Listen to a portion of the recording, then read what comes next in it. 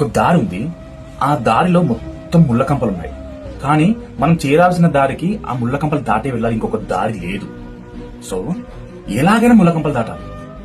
అవి గుచ్చుకుంటాయా, రక్తం వస్తుందా, ఇవన్నీ మనకు తెలుసు. కానీ మనం చేరాల్సిన గమ్యం దాటాలంటే ఆ ముళ్ళ కంపలు ఖచ్చితంగా దాటాల్సిందే. సో ఆ ముళ్ళ కంపలు దాటే మనం చేరాల్సిన గమ్యం దగ్గరికి వెళ్ళాలి. సో మనిషి లైఫ్ లో కూడా అంతే. కష్టాలు, దుఃఖాలు, బాధలు, ఈ శత్రు పీడలు ఇవన్నీ ప్రతి ఒక్క మనిషి లైఫ్ లో ఉంటాయి.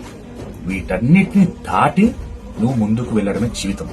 ఆ జీవితాన్ని నువ్వు దేవుడు చెప్పినట్టు విని, దేవుడు చెప్పిన మార్గంలో నువ్వు వెళితే ఎన్ని ముళ్ళులు ఉన్నా కూడా అవి పూలలా పాన్పులా అయిపోతాయి.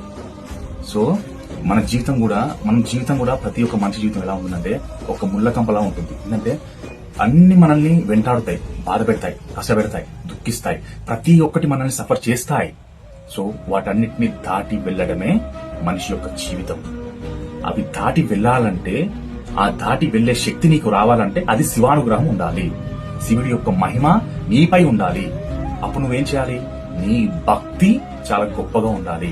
నువ్వేముండాలి? నువ్వు భక్తి మార్గంలో ఉండాలి. మెయిన్ గా భక్తి మార్గంలో ఉన్నప్పుడు నీ చుట్టూ ఎన్ని రాని అవి నిన్ను వేటాడుతూ వస్తున్నా కూడా వాటి నుంచి నిన్ను బయటపడిస్తూ ఉంటాడు ఈశ్వరుడు.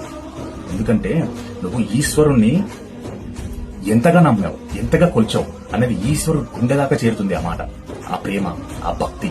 సో ఈశ్వరుడు నీకు అన్యాయం చేయడు, న్యాయమే చేస్తాడు. హర హర మహాదేవ శంభో శంకర్.